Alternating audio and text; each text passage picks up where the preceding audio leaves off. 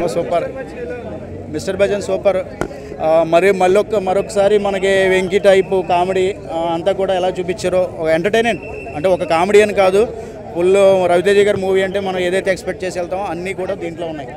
So ఓవరాల్గా cinema good. Songs సినిమాకి plus point main songs music, అలాగే అమితాబ్ బచ్చన్ గారి డైలాగ్ చెప్పడాలు అవన్నీ యాక్టింగ్ కూడా రవితేజ గారు ఫుల్ ఒక యాంగిల్లో కాకుండా కామెడీ వెర్షన్ కానీ ఎక్కడ ఎట్లా ఉండాలో అలా సేమ్ ఆయన పెర్ఫార్మెన్స్ కానీ ఎనర్జీ లెవెల్స్ కానీ ఇంతకు ముందు సినిమా ఎట్లా ఉన్నాయి అలాగే ఉన్నాయి same.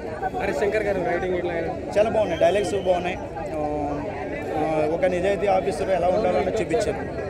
Highlights music highlights brother, music highlights, Ravi Teja గారి performance highlights, heroine highlight, Satya గారి కామెడీ అంతా కూడా